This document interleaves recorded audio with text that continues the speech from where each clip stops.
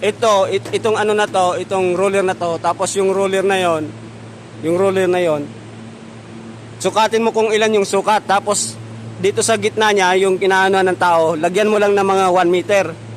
1 meter pagaling dito. Pagaling dyan, 1 meter. Tapos kung ilan yung tira, yun na yung lamesa mong haba dito, yung pagaling doon, papunta dito. Halimbawa, kung 2 meter lang yung layo, 2 meter lang ilagay mo. Basta dito, may gap dito siya. Lagi may gap dito, para sa tao ba.